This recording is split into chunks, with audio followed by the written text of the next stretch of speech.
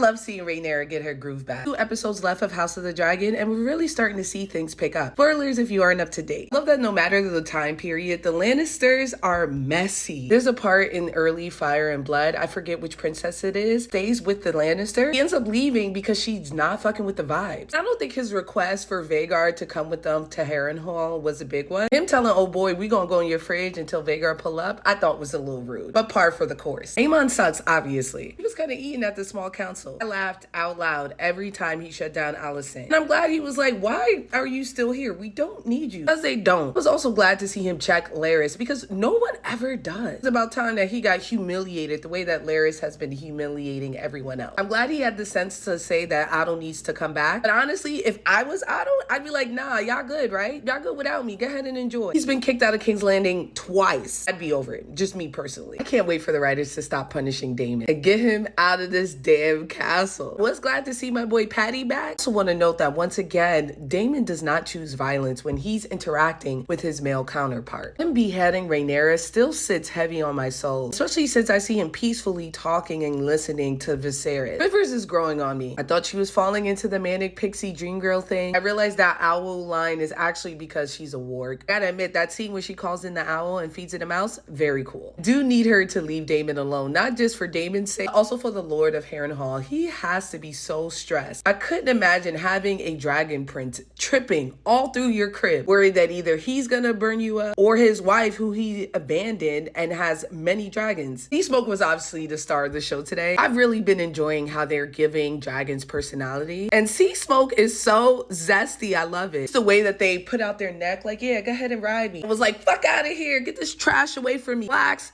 Only. I know this scene is supposed to be horrific, but I couldn't stop laughing until the dragon tamer slit his throat. That kind of brought me back to reality. The only thing I enjoyed more was seeing Rhaenyra finally get some cojones and slap old boy. He's been talking spicy for weeks, and honestly, I would have ordered the Kingsguard to kill him. I know she can't afford it, but that's why she's the leader and I'm not. Smack was sufficient enough, and I'm glad that Jace was like, everybody's talking about it because she needs some agency. Everyone's talking to her any type of way, and it's crazy to me. This is the Rhaenyra I want, the one who's feared. God, she has Mysaria here to remind her who she is. I also love the influence that she has on Rhaenyra. Definitely highlights the importance of diversity on a council. Her tactics are definitely very different, not just because she's a woman, but also because she's poor. She grew up with nothing. And so she understands the intricacies of war that someone as rich and privileged as Rhaenyra and the rest of her council don't understand. And it's clearly important because this episode is called The Small Folk. I really enjoy how much the small folk are involved in this series because in Game of Thrones, the book and the series, those small folk are more or less a plot device. Maybe it's because I'm a Batman girl, but I love when shows turn cities and groups of people into their own characters, especially when the protagonists are supposed to be protecting them, ruling them. This kiss was well earned and deserved. I love the deviation from Rhaenyra in the books, who was jealous of Mysaria, to her being actually in love with her. Every relationship between women do not need to be a cat fight. Sometimes we're supportive and we love each other. Saria had them acting a fool in King's Landing over some burgers and fruits. At this point, I feel like her storyline has run its course and we don't need to see her for a little bit. Honestly, even in the books, she's not mentioned as much in this juncture. I cannot feel sympathy for her, even when she's talking to Aegon. Well, you lost your job? Boo-hoo. The patriarchy sucks, huh? I feel like I would be more sympathetic if she didn't act so virtuous. If she was like, yo, I don't like Rhaenyra, let's get Rhaenyra out of this is a danger to my kids,